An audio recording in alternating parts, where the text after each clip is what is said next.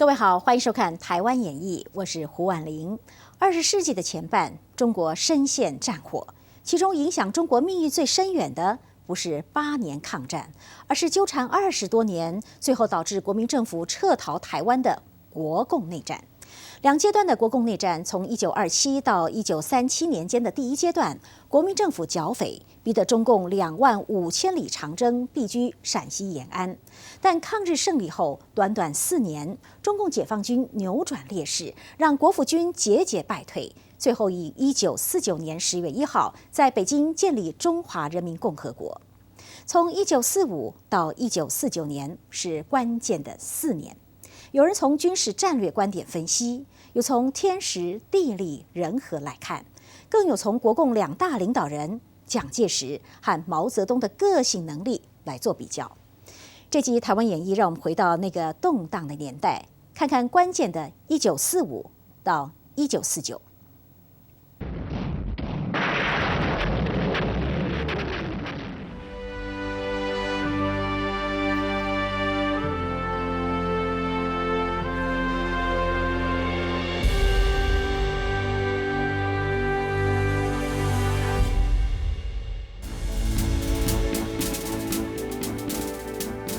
1921年，中国共产党成立，比中国国民党晚了27年。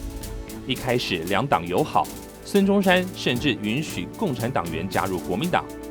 但共产党借由国民党北伐时期攻占上海，企图扩张势力。于是，时任国民党北伐总司令的蒋介石于1927年发动清党，铲除党内共产党势力。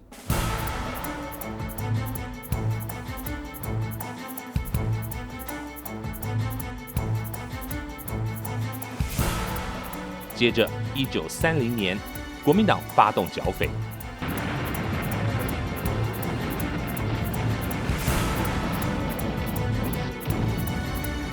虽然中共于隔年1931年在江西成立政府，自行颁布宪法，发行货币，但还是遭到国民党政府围剿。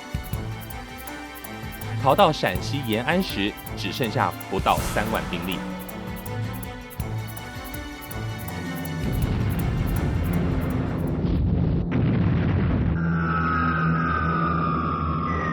直到1937年，日本发动侵华战争，造就了中共重新做大的机会。那抗日统一战线的时候，事实上中共有2个军队，他们改变服装、改变旗帜、改变帽徽，那就成立了我们后来所知道的，就是八路军跟新四军啊。那这2个军队基本上都是已经换了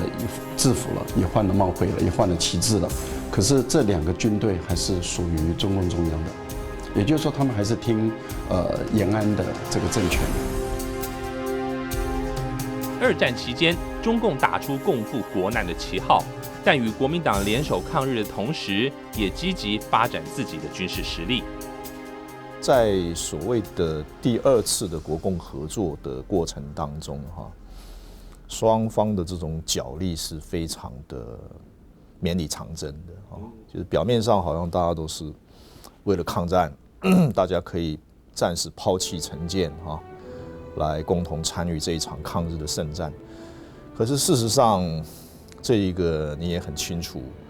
这个毛泽东在延安，他这个私底下跟一些高级的干部，他也讲我们现在要7分发展2分应付，1分抗日。也就是说，如果没有抗日的话，他们就没有政治的宣传，也就不能够有这个正当性，说你这个整个中国的人民要加入共产党，因为你要加入共产党的军队，加入八路军或者加入新四军的目的是为了要抗日，所以我们看到了中国共产党的军队一直被国民党5次围剿，跑到延安的时候，大概只剩下25000人，但是8年抗战期间里面，他们从25000人再发展到将近60万人。好，所以战争是打越久，共产党的军队越大。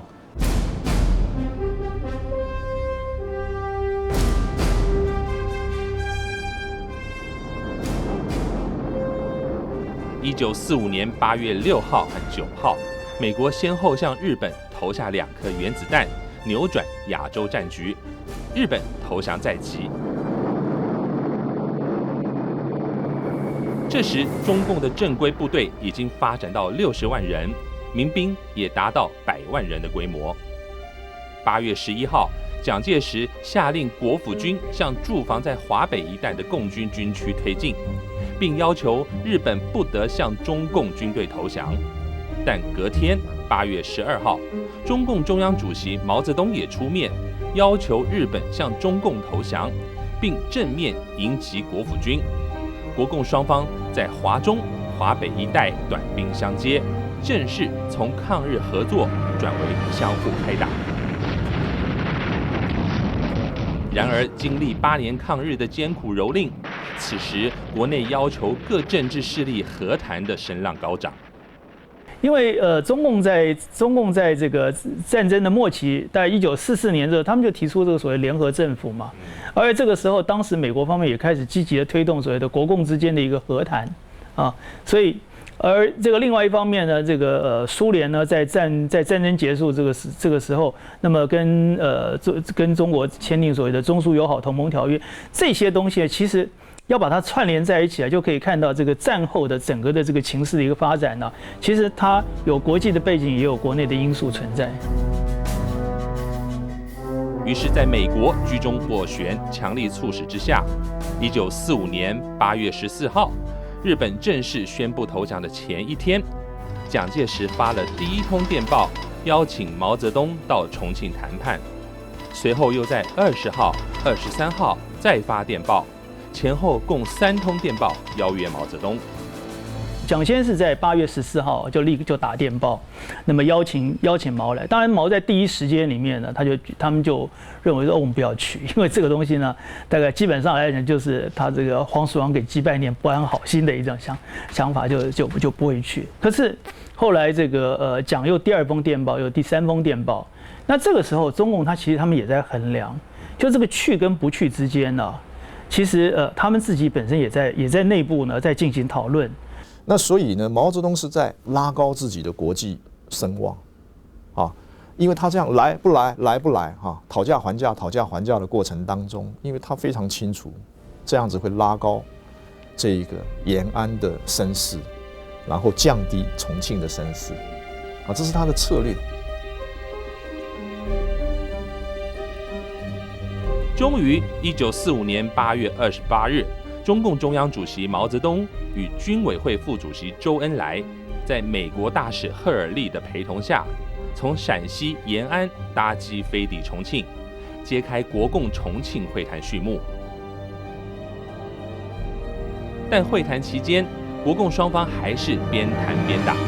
蒋介石方面调派部队北上，要攻取华北共军根据地，打开通往东北的门户。而毛泽东也在重庆秘密指示刘伯承与邓小平的部队攻打蒋介石派入华北准备接收日军投降的阎锡山部队，同时从苏俄手上接收了日军在中国东北的领土与武器。在俄国的帮助下，那么关东军的被缴界的时候，这个部队的这些武器装备就移拨给共产党使用，所以共产党当时在整个东北就已经发展到几十万的军队了。9月2日，日本在东京湾密苏里舰上签署受降书。9月9日，在南京举行中国战区受降仪式。国府军取得受降军的正统地位，接着在美军的协助下，将军队空运东北，接收沈阳、长春、吉林、哈尔滨等各大城市。共军的势力只得退出城市，转进农村。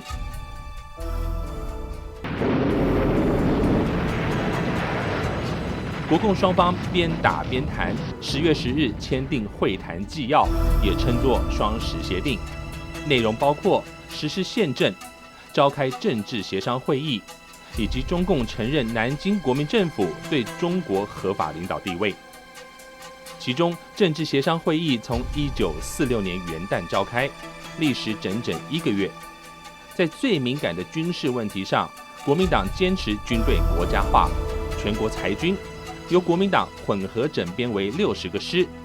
但是中共坚持自勇兵力，保持国共军队4.5比1的比例。这项军事案最后议而未决，为日后国共内战激化埋下伏笔。唯一不能让的就是军事，也就是说，这个时候呢，政府的一个基本的主张就是军队要国家化，军队一定要国家化啊，也就是说，这个在军事这个问题上面啊，没有什么妥协的空间。当时大致上来讲啊，他是希望维持一个就是所谓的1比7，就是整个的这个中共改编过来的军队啊，是在国军比例里面呢，是大概是1比7啊这样子的一个比例啊，这个是当时有这样的一个这个做法。可是对于中共来讲，中共总就不认为是这样，中共希望就是说我能够改编的越多越好，因为他不能够允许一个国家2个军队的号令不同，也就是说，一个号令是属于共产党政权，一个号令是属于国民党政府的，那这个不对嘛？政治协商会议后，国共军事冲突不断，国民党的军队拥有美式装备，舰艇、飞机、坦克无一匮乏。相对的，共产党军队武器装备落后，没有飞机、坦克，只有步枪。蒋介石凭借军事优势，于1946年6月26日下令全面进攻由中共所占领的解放区。第一步，先向中原解放区发动攻击，再进攻江苏、安徽等地的解放区，计划由陕西、甘肃、宁夏一路打到山东、河北，最后目标是收复东北。国民党在全面内战初期，攻打华北解放区收到了成效。1946年11月，傅作义部队攻下了中共华北解放区的政治军事中心张家口。隔年，1947年3月，胡宗南的部队又占领了中共大本营延安，以为获致大胜利，但从此之后的战局却每况愈下。国民党以守城市为主，那么毛泽东指示他们的共军呢，是以歼灭敌人的主力为主，而不是争夺城市，甚至有时候放弃城市，这是很大的一个基本的分野。原来，当国民政府军队每攻占一座城市的同时，共军就在城市周边的农村积极发展，形成反包围城市的态势。它这个地方很大，那么国军数量有限，数量有限的部队，那么只能固守在一些城市里、一些据点里。这样的话，把广大的这个农村地区或者比较偏远的地区就让给了中共部队的发展。那么中共部队经过一定的发展之后，它可能就有了更大的实力来跟这个国军的部队交战。除了战略路线，中共也掌握战后人民厌战的心理因素，积极争取无产阶级农民的认同。经过8年的抗战之后，老百姓都希望能够休息，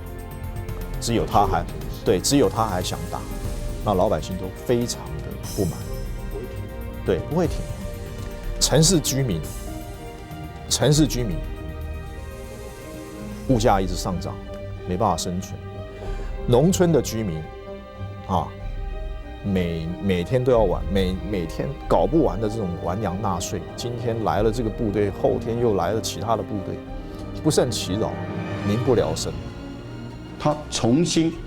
恢复土地改革，那也就是说，农民翻身。好，然后为什么？因为他的军队的来源绝大部分是来自于农民。那如果农民翻身，农民都有土地根，那实施土地改革的意思就是要清算地主嘛。那要清算地主，没收地主的土地，再把地主的土地分给农民，而这些农民为了保有他的土地，就愿意把他的子弟奉献出来，加入红军，因为他们避免地主带着国民党的军队再回头来镇压他们。国民政府军进攻山东以及陕北这2个解放区的结果，造成主力部队分散东西两翼。中共以游击战消耗对方的战力，使得国府军兵力是越打越少。根据毛泽东选集的记载，从1946年7月到1947年11月为止，17个月的时间，共擒杀了国府正规军和非正规军169万人，其中死伤64万人，俘虏的则有105万人。1945之后开始那段的兵力的比还是相当悬殊。1946年7月，国民党400万人，共产党的120万人，那差很多哎。1948年的6月，国民党370万，共产党280万，然后就交叉了。共产党的土地政策正好成为一个有巨大的吸引力，得罪了少数的地主，可是他争取了广大的农民了，80%以上的农民都被他讨好了。所以在这个情形下，共产党在2年半的内战里面，他的军队规模一直的成长，一直成长，越来越大，大到什么程度？也就是说，到了1948年的9月，共产党在东北的军队规模已经到100多万，而国民党在东北的武装力量才60几万。1948年秋，形势发生了巨大的变化。人民解放军的总兵力虽然少于国民党军，但是全国的军事、政治和经济形势已经变得越来越有利于人民，进行战略决战的条件日渐成熟。国共之间的军事实力原本相当悬殊。1946年6月全面开打，经过2年，到1948年8月，中共解放军从120万成长到280万，国府军则从早先的400万被擒杀100多万人，数量大减。甚至1948年底，双方的兵量呈现交叉走势，共军人数扶摇直上。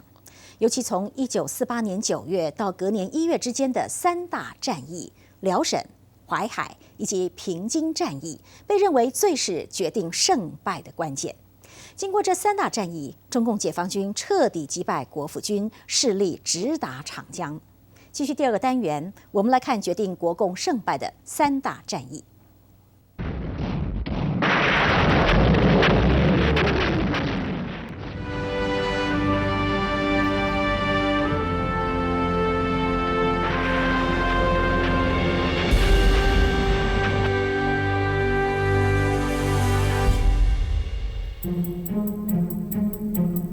1948年8月，国民政府在南京召开军事会议。当时国防部长何应钦在军事形势报告指出，2年来的内战，国军总共损失300多万人，除了部分死伤之外，也有部分是叛降，被编成了解放军。至于耗损的武器，步枪有100万支，机枪7万挺，炮1000多门，另外还有战车、装甲车以及大批通讯器材及弹药，也都成了解放军的装备。此时，国府军还剩5个集团军，合计370万剿匪部队，分别是卫立煌领军的东北剿匪总司令部、傅作义的华北剿总、刘峙的徐州剿总、白崇禧的华中剿总，以及西北地区的胡宗南兵团。同一时期，中共在农村的土地改革，让农民打倒地主，获得了土地，农村因此掀起了一阵参军参战的热潮。中共的总兵力已经来到了280万，势力范围从陕西延安一路延伸到东北，与国府军的比例接近1:1.3。共产党认为时机到了，他要改变游击战，因为游击战不能决定这个战争的成败，游击战就是骚扰而已，好，就是把对方的军队脱皮了。好，这个时候共产党要取得胜利的时候，就必须要从游击战转为会战。1948年9月，中共中央主席毛泽东在河北省平山县西柏坡召开了党内干部政治局会议，定下目标。回溯从1946年7月算起，以5年的时间建设500万解放军，并且在第3年度，也就是举行会议的1948年9月开始，和国民政府军进行决战，主力战场就在华北、东北。因为我们看这里，这是1948年9月7号，毛泽东打给林彪跟罗荣桓的电报。林彪跟罗荣桓那个时候是主持辽沈战役的将领。他讲，我念，我们准备5年左右，括弧从1946年7月算起，根本上打倒国民党，这是具有可能性的。毛泽东指出，如果蒋介石的兵力80%消灭在长江以北，也就算打倒了国民党。中共在东北占领97%的土地，而国民政府只有长春、锦州与沈阳3个城市。加上共军在兵力上有绝对的优势，所以选择东北作为决战的第一战场。拿下东北后，再进一步进攻华北与华东，就没有后顾之忧。当时蒋介石确实有一度，他觉得东北的内战可能很难继续再坚持下去。那么，与其如此，不如把东北的几十万部队撤到关内，可能还能有利于关内的这个作战。于是，蒋介石主张将全数东北部队撤回关内，好跟华北、华东2个主力结合，阻绝共军于关外。可是当时驻守在沈阳的东北剿匪总司令卫立煌持相反的意见。他说：“我为什么要？他为什么要撤？对不对？他说以我们的装备来讲，当时国军装备很强啊。为什么？因为在前一年的时候，那个四平街打得很漂亮啊。对，国军一路上面打到四平街，打到长春了。”对不对？把林彪的部队往这个北满那个方向去走啊，对不对？他认为一定要守沈阳，啊，要守沈阳。所以双方在这个究竟要不要撤，要不要从这个把这个兵力全部都集中到锦州，跟这个在这个过程当中其实是举棋不下的。就当国府军在撤与不撤东北之间犹豫，中共在1948年9月12日。以林彪与罗荣桓的东北野战军70万兵力发动辽沈战役。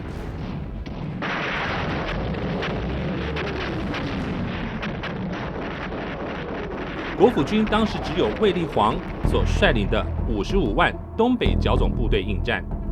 中共一开始只直接攻打锦州，这时蒋介石紧急从南京飞往沈阳召开军事会议。决定调派锦西、葫芦岛的部队东进，沈阳的主力部队西进，来解救锦州。但是东西2支兵团都在半路受到共军的阻挠，无法前进。10月14日，共军对锦州发动总攻击，第2天就攻陷锦州，俘虏了锦州指挥官范汉杰，取得了国府军全部装备物资。锦州沦陷后，长春孤立无援。10月19日，镇守长春的第1兵团司令郑洞国弃械投降，长春也沦陷。锦州、长春相继沦陷，蒋介石仍旧不放弃，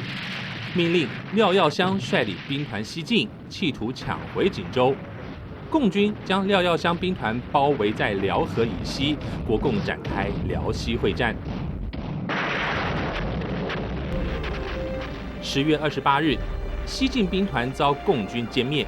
司令廖耀湘被俘虏。接下来，中共大军围逼沈阳，驻守在沈阳的国府军纷纷投降。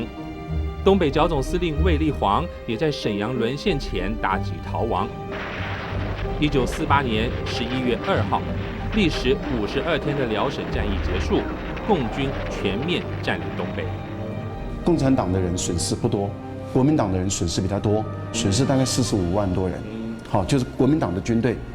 身受重伤，这一重伤严重了。为什么？因为本来国民党的这个40几万的主力可以拉到平津，守住平津这一线呢，可是他已经扫掉了这个。那这些军队被歼灭，投共的投共，所以这些军队反而让东北军就更大了。林彪的东北野战军的力量就更大了，因为有很多人就变成。从国民党的军队就变成红军了。内战越演越烈，也影响经济急剧恶化。辽沈战役开打前到结束后，上海平均物价飞涨25倍，一斤白米要1625万元。银行的门口，民众大排长龙，带着8月19号才发行的法定货币金圆券来兑换黄金保值。山穷水尽到什么地步呢？连银圆券、金圆券已经变成废纸了，贴壁纸都没人要，还发行银圆券，银圆券不久也变成废纸了，那怎么办呢？完全没钞票了，钞票没有用了，那只能用袁大头啊。那袁大头不行就切黄金，把黄金切，对不对？部队要发饷就拿黄金去切。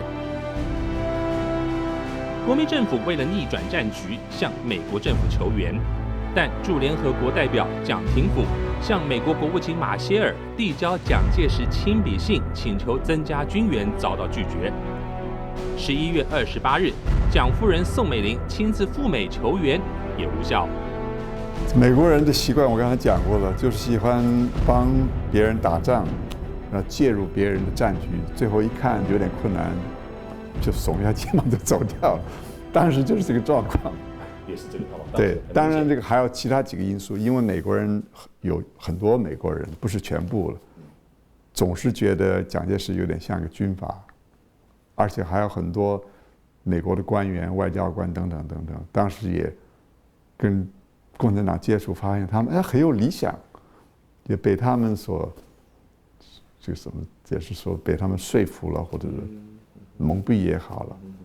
所以那个时候对蒋介石很不利。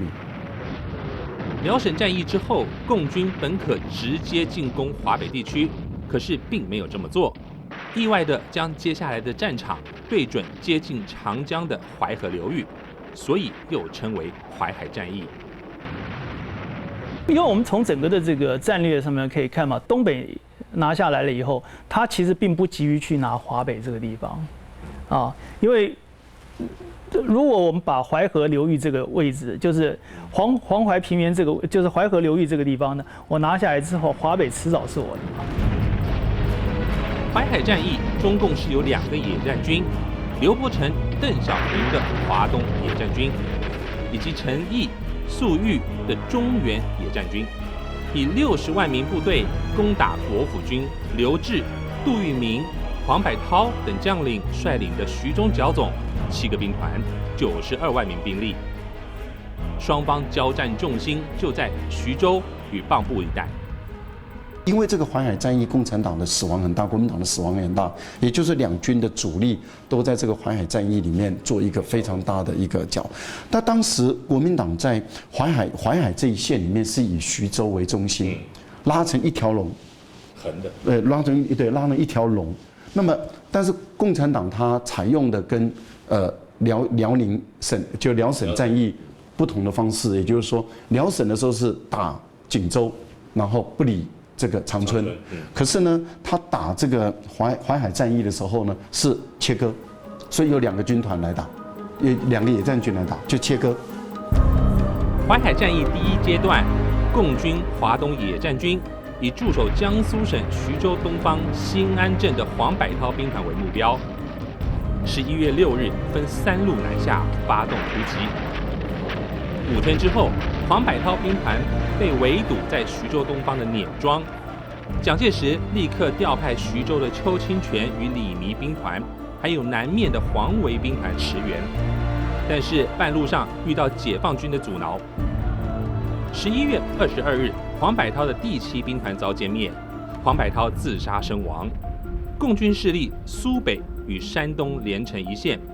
徐州被包围孤立，情势危急。从整体上面来看，就是我们当时这个军队的这个调度，在这个调度的这个过程当中呢，其实接不上的，哎，这个军队，对，军队调度，就像黄伯韬在碾庄，他也是等不到外援嘛，对，等外援赶不上就被吃掉了，因为中共它是以这个集结多数的兵力，然后来围你一个地方。毛泽东一直用一个很特殊的战略，就是他宁愿局部上很大的兵力消灭很小的敌人，2倍、3倍、4倍、5倍、6倍、10倍，在所不惜，对呀。但是在大局上面，它原来是小的，所以这叫做战略上我们是弱势，但是战术上我们是优势。所以每一次战术上他都赢了以后，最后战略也变成他的优势。黄百韬兵团在碾庄被歼灭的时候，蒋介石急于打通徐州到蚌埠的通路，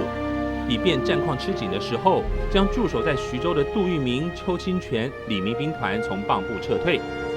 于是就命令在蚌埠的黄维兵团北上，向宿县进攻。没有想到在双堆集遭遇到共军拦截。他是照设计好的，把12兵团，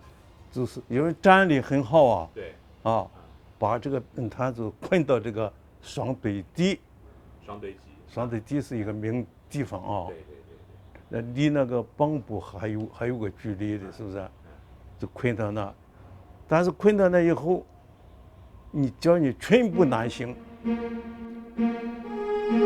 蒋介石立刻要求12兵团副司令傅丧返家的胡琏赶回双堆集，协助司令黄维指挥部队突围。国共双方就在双堆集决一死战。他一到双堆集以后啊，士气大振，官兵都吼起来了。那我就在那儿，都是战壕里边跳出来喊叫，啊，救星来了嘛，对不对？黄维呢，给老总统报告，来个胡琏呢，生于百万大军，啊，你最好叫他来，他还叫他再去，啊，再去干什么？就是你要把这个咸阳一的这些兵员能够突围带出来，不能困在那里。哎，不能困，因为那个时候快1个月啊，并没有吃的啊，没东西吃了啊，没有粮，没有蛋嘛，后勤补给断，补给不上了嘛，就是那是饿呀，饿怎么办呢？那我们骑那个马呀，把马都杀了，马所有的马都杀的都吃，1个月了嘛。但第12兵团困在双堆集，国府军又发生了同样的问题，援军无法赶到。其中一支援军杜聿明、邱清泉、李弥3个军团一共27万人，从徐州出发南下，被共军困在陈官庄地区。另外一支援军刘峙派刘汝明、李延年2个兵团从蚌埠北上，也遭共军阻断。援军要驰援的这个过程当中呢，因为中共他不会让你，他知道你援军要来，他不会让你援军就直接就过去嘛，他在中途截你啊，你应付他这个中途的截，啊，就耽误了援救的时间了，那他的主兵力集中在这个地方，把你这个团包围住，然后他的其他的兵力呢，他不要去打败你啊，他只要把你延误你去援救的时间，他只要耽误你的时间就好了，他去骚扰你，去延误你的时间就可以，你就没有办法达到那个预期的目标了。原来的总指挥啊，刘氏啊，刘氏是保定的啊，老秀啊，啊，这个刘氏这个一去以后，共产党呢，海报啊，到处贴的海报，画的字嘛写的刘氏，哎呦，羞辱他。这些兵团司令啊，这些东西，没有人听这个刘氏的指挥。12月6日，中共中原野战军向黄维兵团发动总攻击，10天就将黄维兵团歼灭，司令黄维被俘虏，副司令胡琏搭乘战车突围，过程中遭到炮击受重伤，后送上海就医。中共攻打黄维兵团的同时，11月29日同步发动了平津战役。这项战役牵制了国民政府华北的兵力，无法抽调部队南下解救淮海战局。淮海战役进行到12月16日，共军战款进攻受困于陈官庄的杜聿明部队，让他自然消耗，共军也趁机休整。等到隔年1949年1月6日发动全面进攻，以4天的时间将邱清泉、李弥两兵团歼灭，杜聿明遭到俘虏。淮海战役从1948年11月6日到1949年1月10日结束，历时66天。淮海战役历时66天。人民解放军以伤亡13.3万人的代价，共歼灭国民党军一个战略集团55.5万人，其中包括号称5大主力的第5军和第18军。在徐蚌会战已经进入到后期的时候，这个时候情况非常的危险。为什么徐蚌会战关系那么大？因为徐蚌会战一败，就是淮河以南北这个地方啊，大概都丢掉，因为徐州没有了。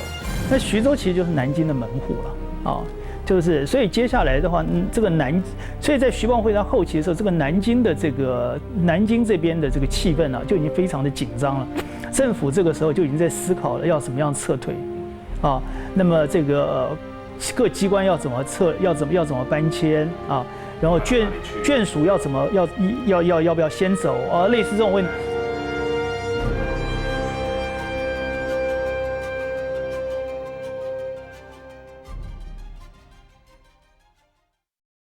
经过壮烈的淮海战役，国共内战情势逐渐明朗。北平、天津犹如中共的囊中物。接下来，蒋介石甚至因为平津战役无法扭转颓势而宣布下野。之后，李宗仁代表的国民政府原本还期望和中共隔着长江划江分治，但这个时候，中共已实质壮大，跨越长江拿下中国整片江山才是他们的终极目标。接下来这个单元，我们来看中共如何赢得3大战役，又如何成功渡江，迫使国民政府江山尽失，力逃台湾。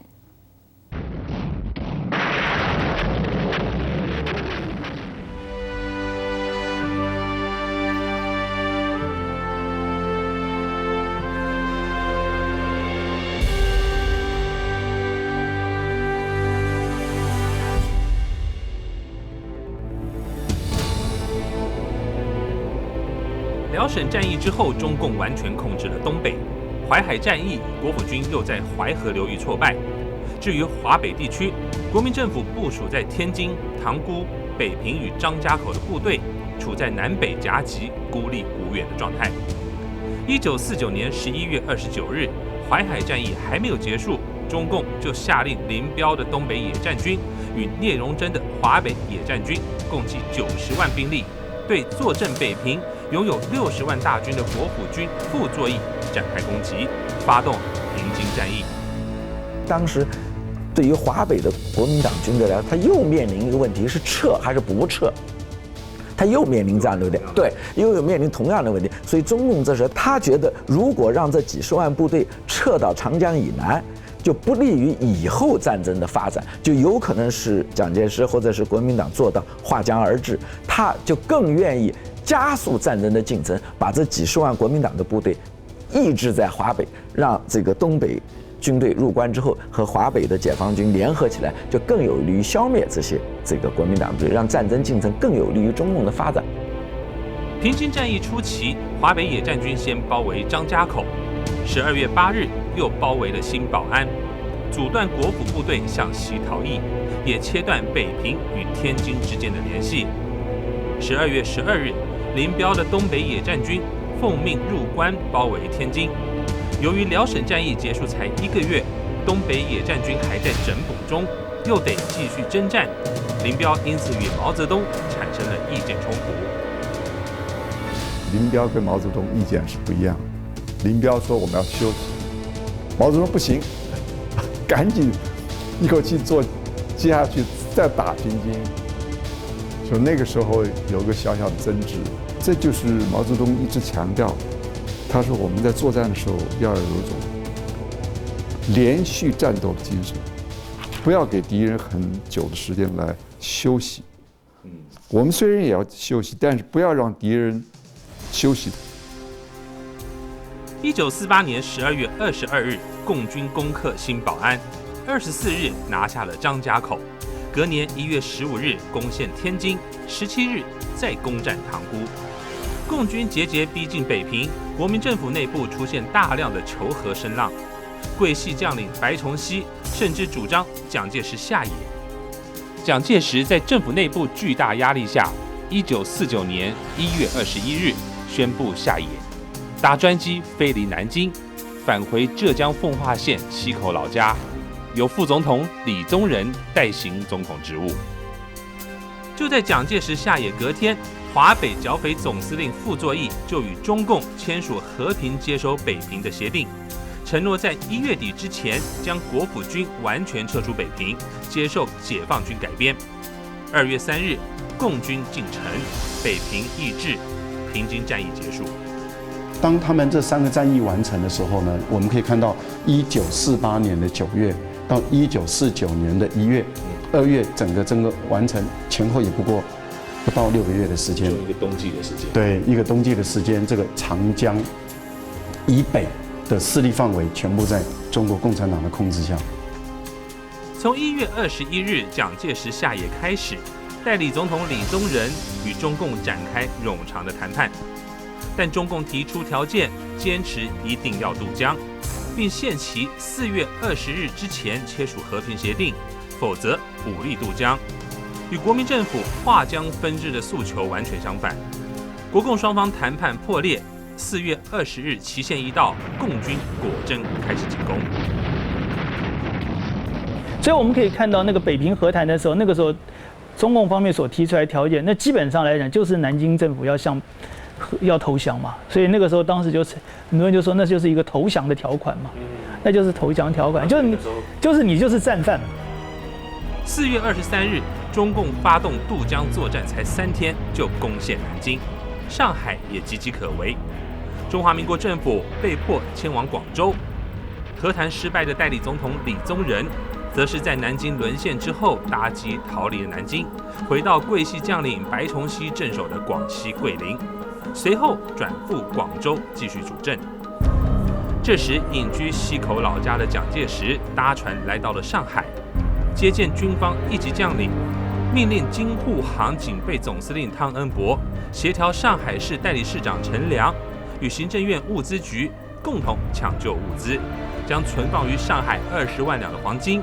1000万两的白银以及机械、车辆等各项重要物资，用1500艘以上的船次运往台湾。这时蒋介石等于启动了撤迁台湾的复案计划。这恐怕是蒋介石一生所做的最明智的、最有前瞻眼光的一个决定。来台湾，其实还有好多选择，对，去什么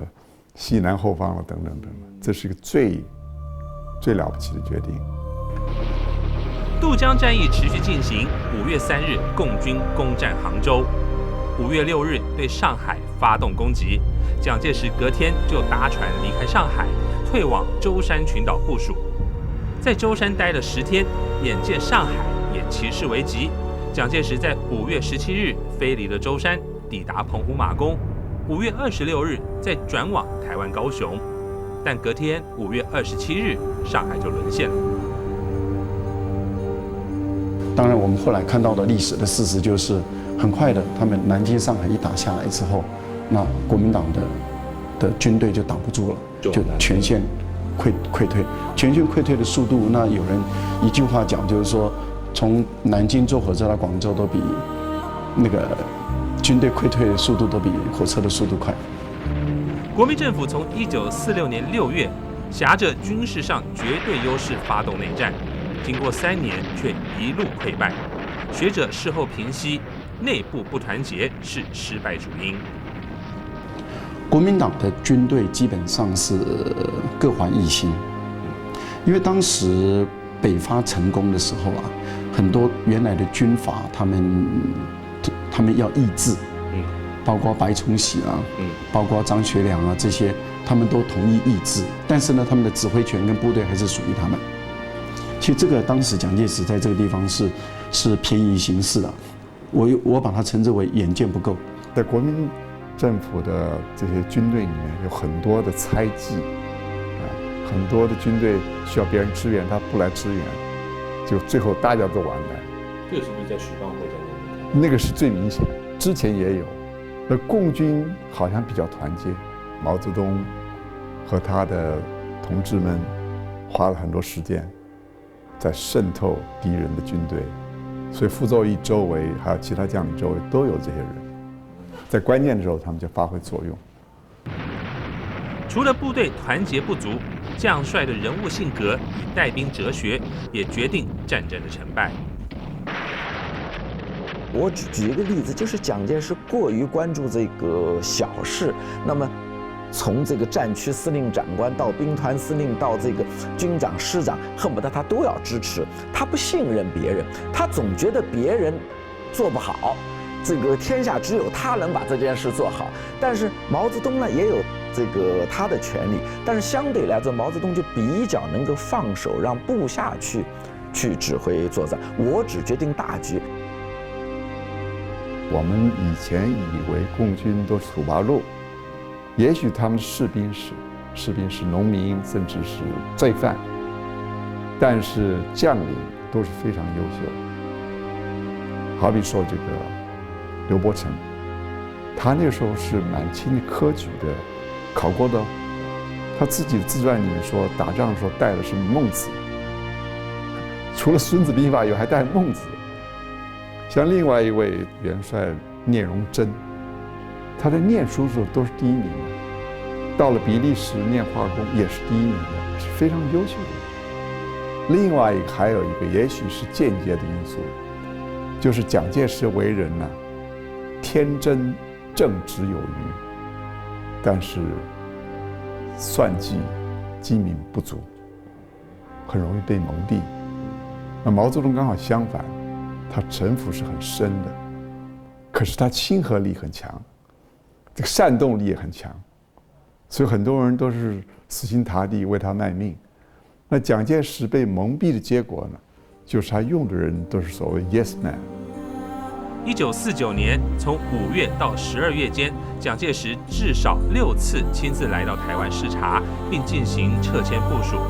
期间，国民党在中国大陆仍成立非常委员会，成为最高的政治决策机构，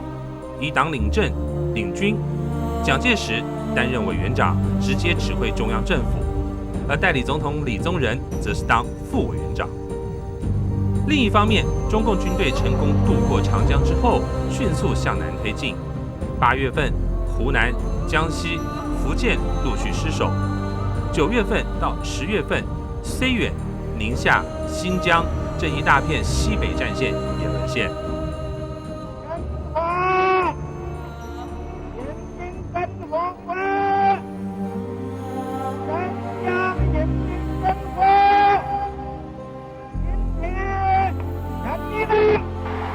1949年10月1日，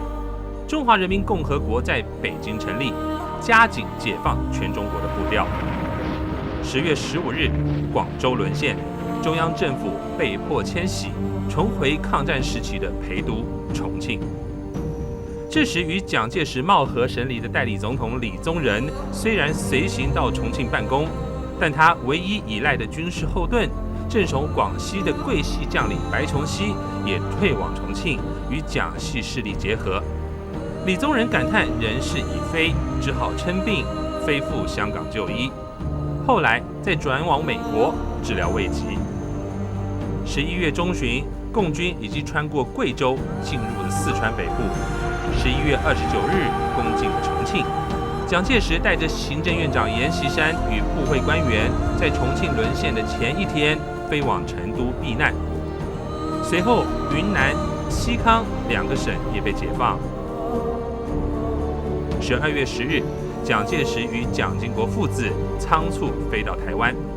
仅存的点滴江山通通沦陷。蒋介石从此就没再踏进过中国大陆。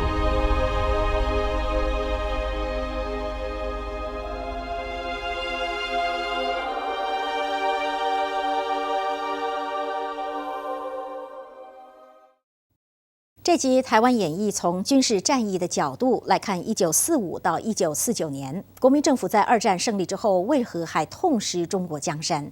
其实数十年来，各界探讨各中缘由，都无法将因素简单化义。